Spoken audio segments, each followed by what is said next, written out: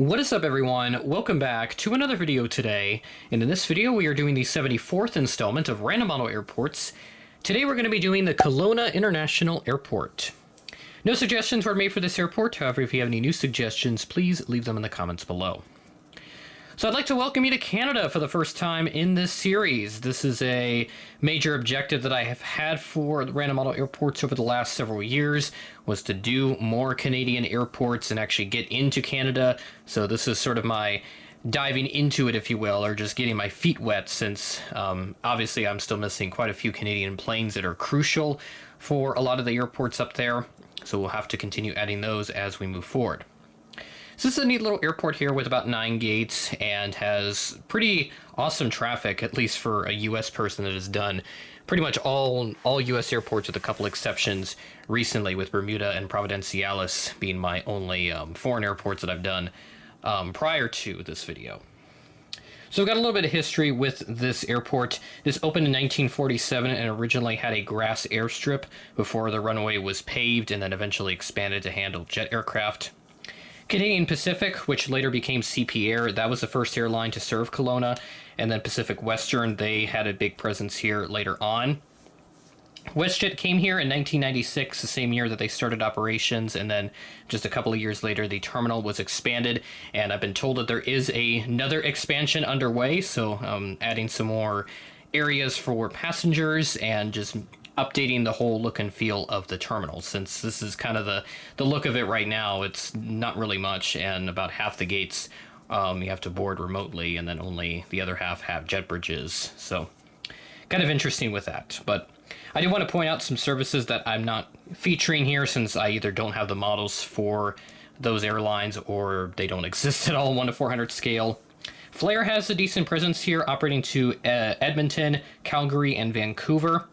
Air North has a bunch of operations here too, with the 737-500 and even the 800, which they've gotten recently.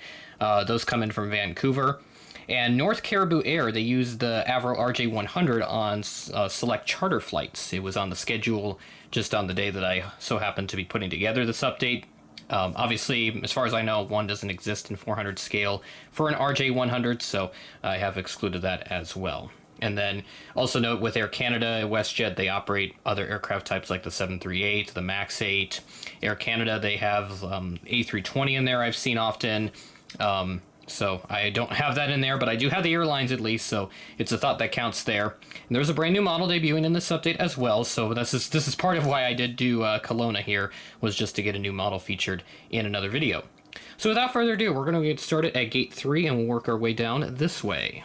Starting off at Gate 3, we have this Pacific Coastal Saab 340, which I'm using my WestJet Saab 340 in its place. Not exactly inaccurate, since I believe most, if not all, the Pacific Coastal Saab 340s were formerly operated by WestJet. So I do have it here in this update, which it is a sister ship, by the way. You'll see that the one that Gemini did here, this is Charlie Foxtrot, I believe, and the one that's being represented here is Charlie November. So this Pacific Coastal came in from Victoria as flight 1531, and this arrived in at 8:57 a.m. ahead of a scheduled 9:06 a.m. arrival. So Victoria, just outside of Vancouver, a little ways away from there. Kind of a neat little city over there, so really want to go check it out alongside, of course, Vancouver, whenever I get to go to Canada. Moving next to that, at Gate 4, we have our only U.S. aircraft of this update, so nice change here with the theme of things. This Alaska Embraer 175 arrived in from Seattle. It's flight 3436. This is operated by SkyWest, and this arrived in at 12:58 p.m., delayed from a 12:39 p.m. scheduled arrival, delayed by 19 minutes. And next to that, we have another Shapeways aircraft. This is a Beech 1900, also for Pacific Coastal. This arrived in from Prince George as flight 1491 at 8:44 a.m. ahead of a scheduled 9:10 a.m. arrival. So I imagine Pacific Coastal, they've got some kind of morning bank for arrivals here into Kelowna. And then next to that, we have an Air Canada A220-300, which, yeah, if I remember right, the last time that I used this was in the Providenciales airport updates. So nice to have this aircraft be used in a lot of the foreign airport updates outside the U.S. This A220 came in from Toronto Pearson as flight 193 at 10:06 a.m. ahead of a scheduled 10:08 a.m. arrival. And then move into our WestJet section, we have the 737-700 here, released by Gemini Jets in 2005. How to get the new livery 700, because I know Panda did one recently, and hopefully we'll see someone do the 800 in the new livery. I think maybe Aero Polaris did one, now that I think about it. And then Gemini did the MAX 8 new livery quite a few years ago now, and that one's really hard to find. So hopefully they'll get to another re-release of that. This 737, this came in from Edmonton as Flight 189 at 1:22 p.m. and have a scheduled 1:35 p.m. arrival. And then our last aircraft for this update, this is the brand new model, the WestJet Q400 in the new livery. Awesome little model by Gemini Jets. Highly recommend if you're looking to build up on your Canadian fleet. I certainly did it for that reason. This aircraft arrived in from Calgary as Flight 3163 at 2:20 p.m. ahead of a scheduled 2:45 p.m. arrival. So that is Kelowna. Awesome little airport here in Canada. And I did forget to mention a couple new services, so I'll bring them up real quick before I wrap things up here today. Porter is going to start service to Kelowna on May 14th from Toronto Pearson. So I imagine they're using the E2 on that, so maybe have to revisit it at some point. I'll have to revisit Kelowna and use that aircraft because I haven't used the E2 in an airport update yet. And then WestJet Encore is going to begin service to Seattle, actually on the day that this video comes out, January 17th. So nice timing on my part with regards to this update and that service starting.